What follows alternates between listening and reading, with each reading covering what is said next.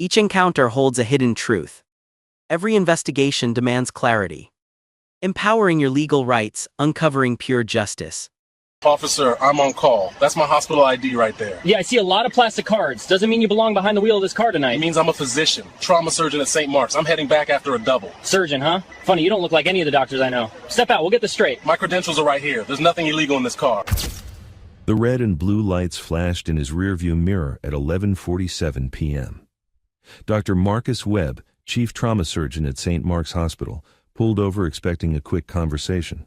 Instead, he found himself staring down the barrel of systemic racism, one insult at a time. What Officer Dale Hoffman thought would be another forgotten stop became a $1 million reckoning. This is their story. Before we go any further, comment where in the world you are watching from, and make sure to subscribe, because tomorrow's story is one you don't want to miss. Officer Dale Hoffman had been with the Riverside Police Department for 19 years, long enough to know every back road in the county and exactly how much he could get away with. His thick build filled out his uniform in a way that suggested he spent more time at diners than at the gym, and his jaw was set in a permanent scowl that deepened whenever he worked the night shift on Highway 40. In the trunk of his cruiser sat a collection of traffic citations that told their own story. 87% of them issued to Black and Latino drivers, despite the county's demographics suggesting something far different. But numbers don't speak in a small department where everyone knows everyone, and where 17 formal complaints had somehow never quite stuck to Hoffman's record. His partner for the evening, Officer Jenny Reeves, had requested a different assignment after their last shift together, citing personal reasons. She'd actually cited his comments about a family at a traffic stop, but the sergeant had filed that conversation away where uncomfortable truths go to die. The black Audi sedan Hoffman now approached had caught his attention not because of any actual violation, but because it was too nice, too clean, too expensive to be driven through this part of town at this hour by someone who looked like they didn't belong. At least, that's what Hoffman's instincts told him, and he'd learned long ago to trust those instincts, even when they were rooted in something he'd never admit out loud. He radioed in the stop as he stepped out of his cruiser, his flashlight already up, sweeping across the Audi's interior with more aggression than procedure required.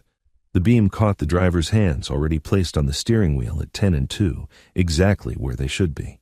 Dr. Marcus Webb was 42 years old and had spent the last 17 years perfecting the art of keeping people alive when their bodies were trying to give up.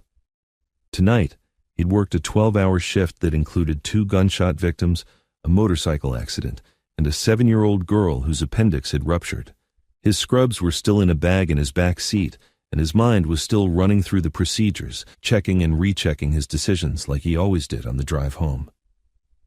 He'd taken this route 1,000 times, past the old Morrison farm, under the railroad bridge, through the stretch of Highway 40 where the streetlights flickered more than they shined. His taillight wasn't broken. He knew because he'd had the car serviced 4 days ago, and the mechanic at Riverside Auto had specifically commented on how well-maintained the vehicle was. But when those lights appeared behind him, Webb felt something tighten in his chest that had nothing to do with medical expertise and everything to do with experience. License and registration. Hoffman's voice came through the partially opened window, flat and cold. His flashlight was pointed directly at Webb's face, making it impossible to see the officer's expression. Webb reached slowly toward his glove compartment, narrating each movement like he'd learned to do years ago. "I'm reaching for my registration now. It's in the glove box." His voice was steady, professional, the same tone he used when explaining complex diagnoses to worried families. "You know why I pulled you over?" Hoffman asked, but it wasn't really a question. It was an opening, a test, a way to see how this would go. Webb could smell the coffee on the officer's breath mixed with something else, something bitter.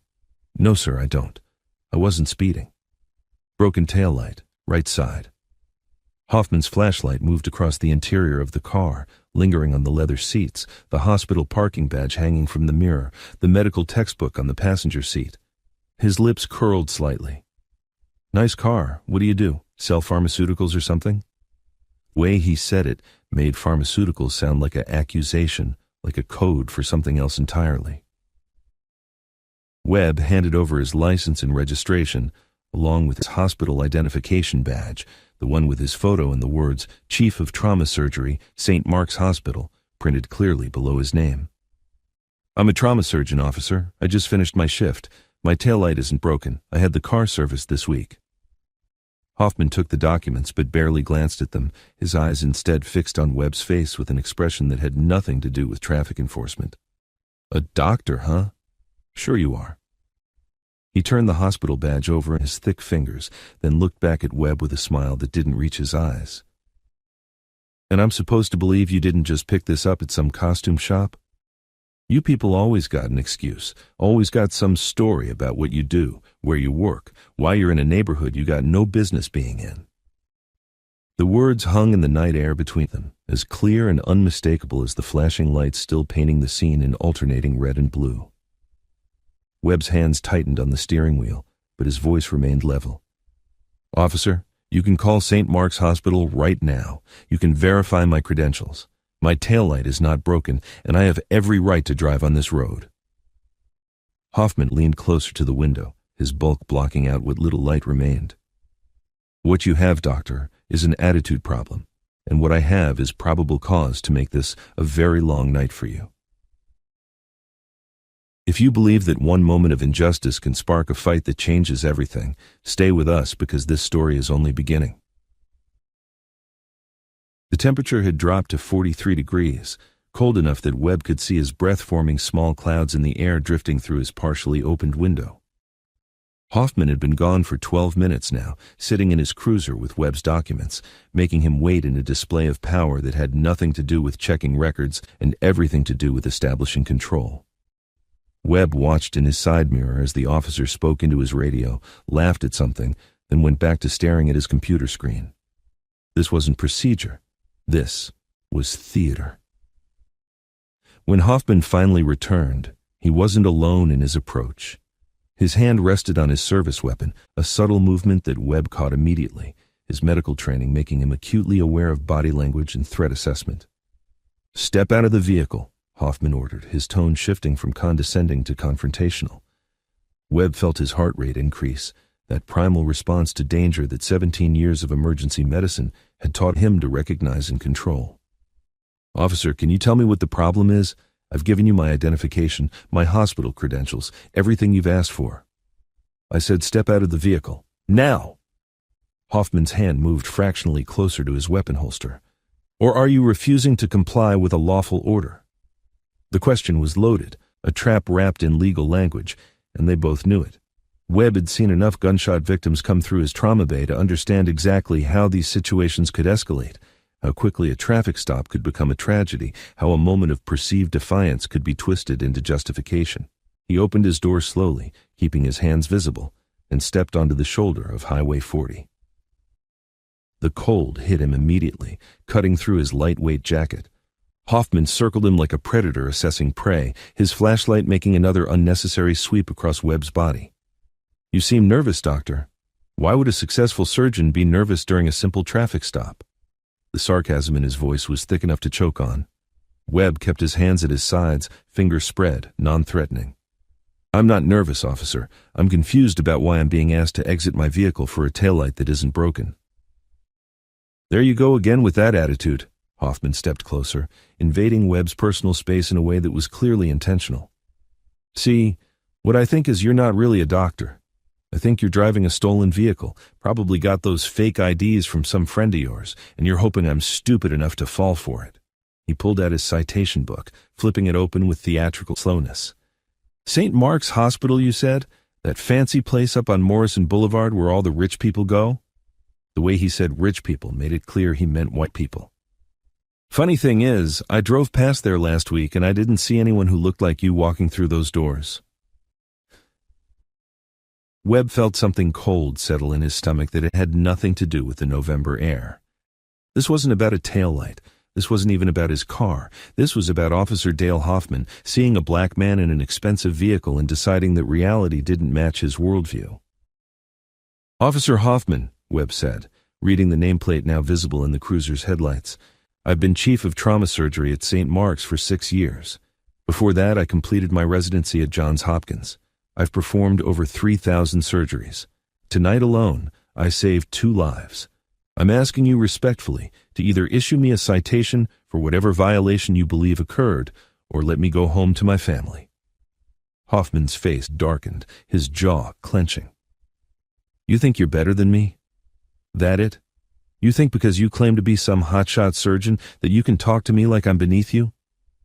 He grabbed Webb's arm, spinning him around toward the Audi with more force than necessary. "Hands on the vehicle. I'm conducting a search." "On what grounds?" Webb's voice remained steady despite the adrenaline now flooding his system. "You have no probable cause to search my vehicle.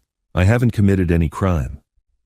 "I smell marijuana," Hoffman announced loudly, clearly performing for his dashboard camera now. It was a lie, obvious and blatant, and they both knew it. Webb didn't smoke, didn't drink, didn't do anything that might compromise his surgical precision. But the lie didn't matter. Not here, not at 12:03 a.m. on a deserted stretch of highway with no witnesses except the indifferent stars above. "That gives me all the probable cause I need. Now put your hands on the vehicle before I add resisting arrest to your charges." "What charges?" Webb demanded, but he placed his hands on the cold metal of his Audi, feeling the bite of it through his palms. "Officer, you're violating my rights. I've done nothing wrong." Hoffman leaned in close, his breath hot against Webb's ear. "You did something wrong the moment you thought you could drive through my town in your fancy car with your fake credentials and your uppity attitude.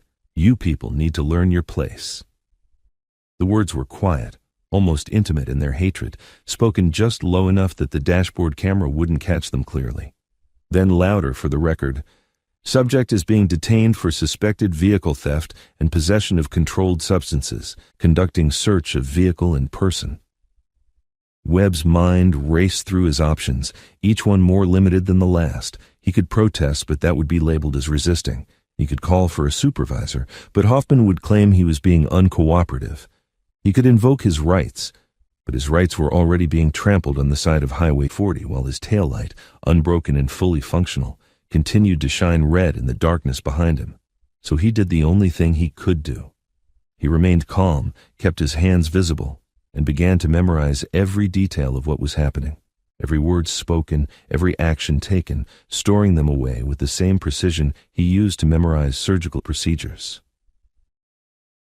Because Dr. Marcus Webb understood something that Officer Dale Hoffman had forgotten in his 19 years of unchecked authority. Every action has consequences.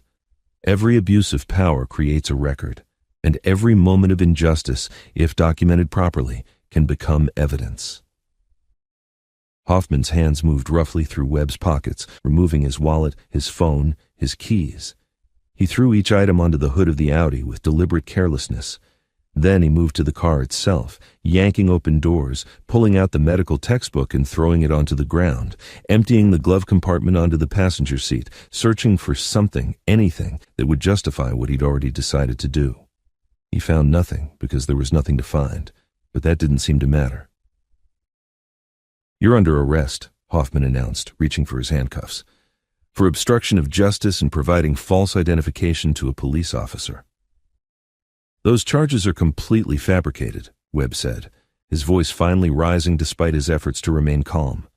"I've shown you valid identification. I've complied with every lawful order. You're arresting me because of the color of my skin." Hoffman's face twisted into something ugly, something that had probably been there all along but was now fully visible in the harsh glare of the headlights. "You're under arrest because I say you are, and if you want to make this worse for yourself, keep talking." The handcuffs clicked around Webb's wrists, too tight, intentionally painful. As Hoffman pushed him toward the patrol car, Webb looked back at his Audi, at the right taillight still glowing perfectly functional in the night, the broken taillight that had never been broken, the violation that had never occurred, the excuse that was really just hatred wearing a badge. If you believe that the truth always finds its way to light, no matter how hard someone tries to bury it, then you need to hear what happened next. The Riverside Police Department's holding cell smelled like disinfectant trying to mask something far worse. Webb sat on the metal bench, still in handcuffs, watching the clock on the wall tick past 1:30 a.m. His one phone call had gone to his wife, Dr. Diane Webb, a pediatric oncologist at Memorial Children's Hospital. Her voice had gone from sleepy confusion to sharp anger in the span of 30 seconds. "They arrested you for what? Marcus, don't say another word. I'm calling Stephen right now. Stephen Chambers was their attorney, a civil rights lawyer who'd handled cases across 3 states, and more importantly, a close friend who'd warned them years ago that moments like this weren't a matter of if, but when. 3 hours earlier, Webb had been suturing a severed artery in a 19-year-old kid's leg, his hands steady, his focus absolute. Now those same hands were restrained by steel, and he was being processed like a criminal because Dale Hoffman had decided his existence in an expensive car was somehow a crime. The booking officer, a younger man named Torres, had looked uncomfortable during the entire process, especially when he'd pulled up Webb's records and found absolutely nothing. No warrants, no priors, not even a parking ticket. Torres had glanced at Hoffman with something that might have been doubt, but he'd completed the paperwork anyway, because that's what you did when a senior officer brought someone in. Hoffman had disappeared after the booking, his shift conveniently ending at 2 a.m., leaving Webb in the system with charges that read like fiction: obstruction of justice, providing false identification, resisting arrest, which had been added somewhere between the highway and the station, despite Webb never resisting anything. And there, almost as an afterthought, the original justification: defective vehicle equipment, the broken taillight that wasn't broken. Stephen Chambers arrived at 3:17 a.m., his suit slightly rumpled, his eyes sharp despite the hour. He was 56, black, gray-haired, and had been fighting cases like this since before Webb had finished medical school. He took one look at the charges, and his jaw tightened in a way Webb recognized. They actually wrote down false identification. Marcus, they ran your credentials. They know exactly who you are. He turned to the duty sergeant, a heavyset woman named Kowalski, who'd been with the department for 23 years. I want the dashboard camera footage from Officer Hoffman's vehicle, the body camera footage if he was wearing one, and I want my client released immediately. These charges are absurd. Kowalski shifted uncomfortably in her chair. The footage is being reviewed as part of the ongoing investigation. As for bail, that's set at $5,000 for the combination of charges. $5,000? Stephen's voice could have cut glass. For a chief surgeon with no criminal record, deep community ties, and fabricated charges? You know that's punitive. You also know this entire arrest falls apart the moment anyone looks at it seriously. He leaned on the desk, his voice dropping. Sergeant Kowalski, I've seen your name on reports before. You're one of the good ones. Don't let Hoffman's mess become your mess. Something flickered across Kowalski's face, there and gone in an instant. She looked at her computer screen, then at Stephen, then at the paperwork in front of her. I'll see what I can do about expediting the release process, she said quietly. But the footage, that's above my pay grade. Webb was released on his own recognizance at 4:42 a.m., almost 5 hours after being pulled over for a taillight that every inspection would later confirm had been functioning perfectly. Stephen drove him back to Highway 40 where the Audi had been towed, impounded as evidence in a crime that didn't exist. The tow yard wanted $350 for the retrieval. Stephen paid it without blinking, adding it to a list he'd already started building in his leather notebook. The drive home was quiet until Stephen finally spoke. Marcus, I need you to write down everything. Every word Hoffman said, every action he took, every detail you can remember. And I mean everything. Especially the things he said quietly, the things he thought the camera wouldn't catch. He glanced over, his hand steady on the wheel. Because here's what's going to happen. They're going to drop these charges, probably within a week. They'll call it a misunderstanding, maybe offer a quiet apology. They'll hope you take it and move on, grateful just to have your life back. And if I don't move on? Webb asked, though he already knew the answer. Then we go to war, Stephen said simply. Civil rights violation, false arrest, malicious prosecution, intentional infliction of emotional distress. We depose Hoffman, pull his complete record, find every other person he's done this to.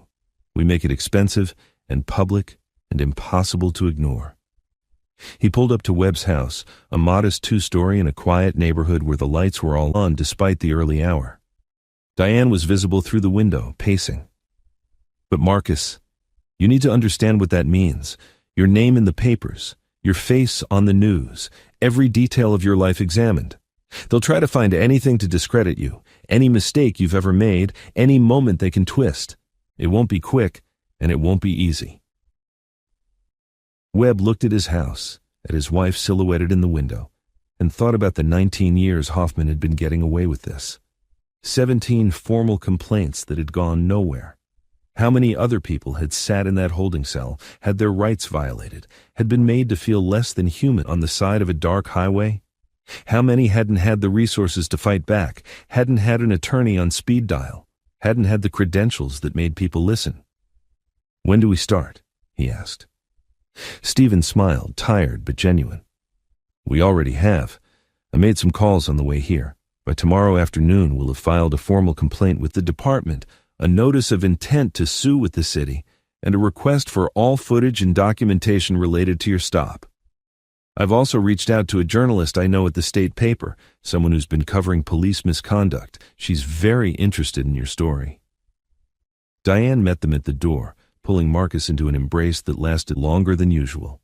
She was 5'6", whip-smart, and angrier than he'd ever seen her. "I called St. Mark's," she said, pulling back to look at him. "I told them you were illegally detained and you'll need tomorrow off. Dr. Richardson is covering your cases." Her eyes were red, but her voice was steel. "And then I called my brother. He's a videographer. He's coming tomorrow to record your statement while everything is fresh. This isn't happening to you without us fighting back." Inside, Webb sat at their kitchen table and began to write. Every word, every gesture, every moment from the time those lights appeared in his rearview mirror until Stephen walked him out of that holding cell. The way Hoffman had said, "you people." The fabricated smell of marijuana, the too tight handcuffs, the broken taillight that had never been broken. His handwriting filled page after page, a surgeon's precision applied to documentation that would become evidence, that would become testimony, that would become part of a case that neither he nor Stephen knew would take 3 years to resolve. 3 weeks later, the charges were dropped. Just as Stephen had predicted, the prosecutor's office released a statement citing insufficient evidence and procedural concerns. No apology, no acknowledgement of wrongdoing, just a quiet dismissal meant to make the problem disappear. But the problem was Dr. Marcus Webb, and he wasn't disappearing. The lawsuit was filed on a cold January morning, 43 pages detailing every violation, every false statement, every moment of that November night. It named Officer Dale Hoffman, the Riverside Police Department, and the city itself. The local paper ran the story on page 3. The state paper put it on the front page with Webb's photo, him in his surgical scrubs, the picture of respectability and competence. The headline read, "Decorated Surgeon Sues After Arrest for Broken Taillight That Wasn't Broken." Within 48 hours, 7 other people had contacted Stephen Chambers, 7 other victims of Officer Dale Hoffman's traffic stops, each with a similar story. A broken taillight that wasn't broken, an alleged smell of marijuana in cars that had never seen drugs, uppity attitudes that deserved to be corrected, a pattern so clear, so undeniable, that even the police union's lawyers knew they had a problem. If you believe that standing up against injustice, even when it costs you everything, is the only way real change happens, then stay with us for the final chapter. The deposition of Officer Dale Hoffman took place on a gray March afternoon in a conference room that smelled like old carpet and recirculated air. Hoffman sat across from Stephen Chambers, his union attorney beside him, a court reporter's fingers poised over her machine. The confidence he'd displayed on Highway 40 had dimmed considerably. Stephen had spent the previous 4 months building a case so airtight that even Hoffman's 19 years of getting away with things couldn't save him now. "Officer Hoffman, how many traffic stops did you conduct in 2023? Stephen's voice was conversational, almost friendly. He'd done this enough times to know that the trap worked better when people didn't see it coming. "I don't know exactly. Maybe 400, 500. Hoffman shifted in his chair, his bulk making the furniture creak. "According to the data we subpoenaed from your department, you conducted 647 traffic stops that year. Of those, 538 involved Black or Latino drivers. That's 83%. The county's population is 42% Black and Latino. Can you explain that discrepancy?" Hoffman's attorneys objected, but Stephen had already made his point. The numbers didn't lie, even when people did. He pulled out a folder, thick with documentation. "Let's talk about broken taillights specifically. In the past 5 years, you've cited broken taillights 107 times. We've tracked down 89 of those vehicles. Would you like to guess how many actually had broken taillights? The silence in the room was heavy enough to suffocate. Hoffman's jaw worked, but no sound came out. 12, Stephen answered his own question. 12 out of 89. The rest, including Dr. Webb's vehicle, were fully functional. That's an 11% accuracy rate, Officer Hoffman. Either you're remarkably bad at identifying broken taillights, or you're using them as a pretext for something else entirely. He leaned forward. Now, I'm going to play you a recording, and I want you to tell me if you recognize the voices. The audio was scratchy but clear enough. Stephen's investigator had found Jenny Reeves, Hoffman's former partner, and she'd had a lot to say once she understood she wouldn't face retaliation. The recording played Hoffman's voice from a stop 6 months before Webb's arrest. These people think they can just drive through here like they own the place. Need to remind them this is still our town. Reeves' uncomfortable laugh followed. Dale, you can't say stuff like that. That's racial profiling. Call it what you want. I call it keep in order. Hoffman's face went pale, then red. His attorney's objection was louder this time, but the damage was done. The deposition continued for 6 more hours, each question peeling back another layer of the systematic abuse that had been hiding behind a badge for nearly 2 decades. By the end, even Hoffman's attorney looked disgusted. The trial itself never happened. 3 weeks after that deposition, the city's attorneys approached Stephen with a settlement offer. They started at $250,000, a number meant to make the problem go away quietly. Stephen countered with $3 million and a list of demands that included Hoffman's termination, a complete review of the department's traffic stop policies, mandatory bias training, and the installation of body cameras on every officer. The negotiations took another 7 months, each side maneuvering. But Stephen had something the city didn't. He had 7 other victims willing to testify. He had dash cam footage that the department couldn't explain away, and he had a surgeon whose credibility was unimpeachable. The final settlement was reached on a Tuesday morning in October, almost 3 years after that November night on Highway 40. $1 million to Dr. Marcus Webb. Hoffman's immediate termination without benefits. A consent decree requiring the Riverside Police Department to undergo federal monitoring for 5 years. And something Webb had insisted on, something that mattered more than the money. A public apology read by the chief of police at a press conference, acknowledging the racial profiling and civil rights violations. Webb stood at the back of that press conference, Diane beside him, Stephen on his other side. Chief Martin Reynolds, who'd been brought in from outside specifically to clean up the department, read the statement with what appeared to be genuine remorse. The actions of Officer Dale Hoffman were inexcusable, discriminatory, and a betrayal of the oath every officer takes. Dr. Webb was targeted because of his race, subjected to false arrest, and had his constitutional rights violated. This department failed him, failed this community, and failed the principles of justice we're sworn to uphold. We are committed to ensuring this never happens again. The words were nice, the reforms might even stick, but Webb knew the real victory wasn't in the settlement or the apology.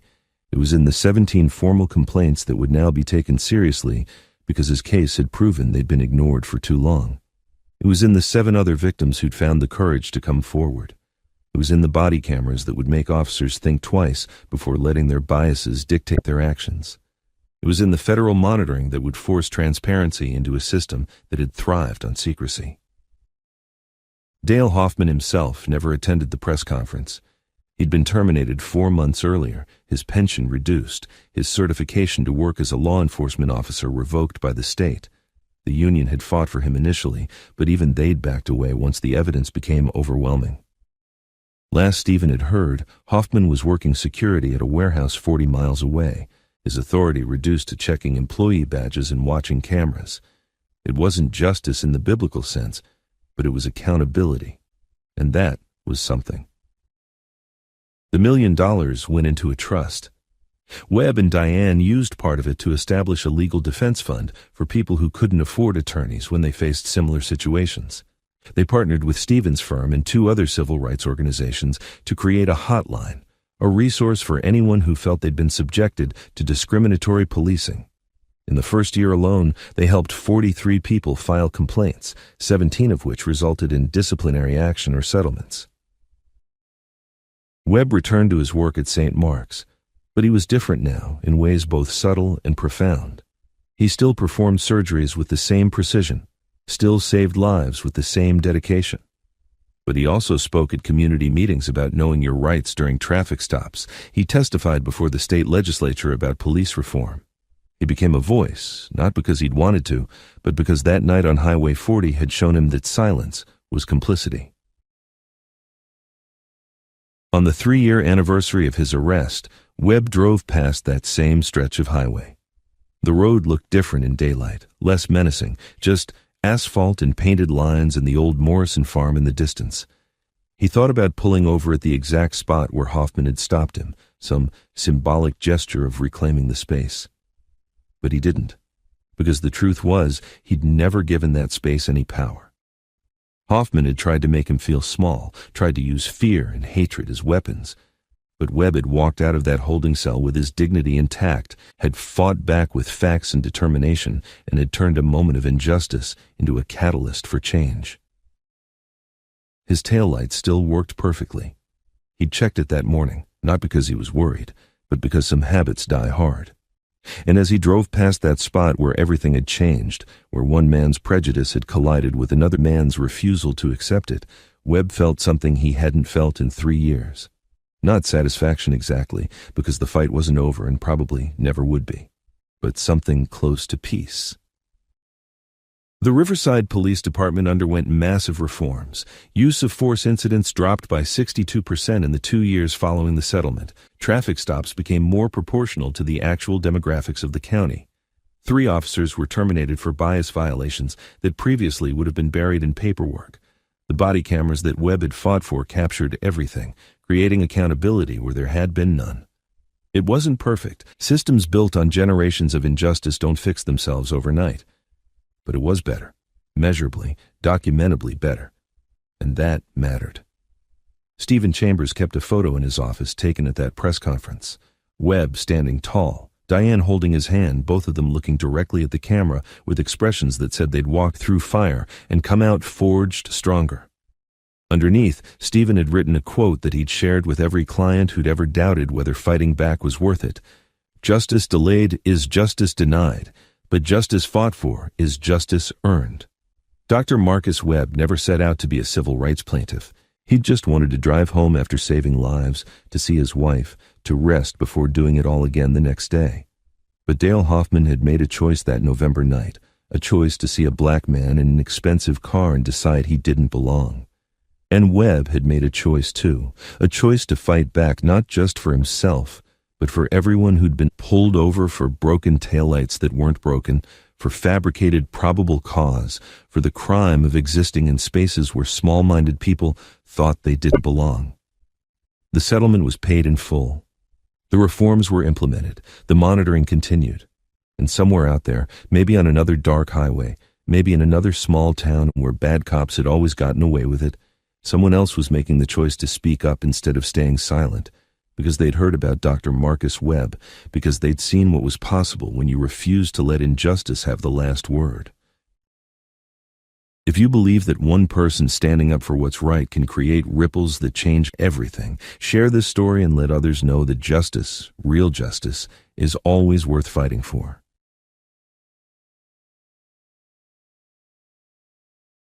Fairness is an enduring mission, and insight serves as your safeguard.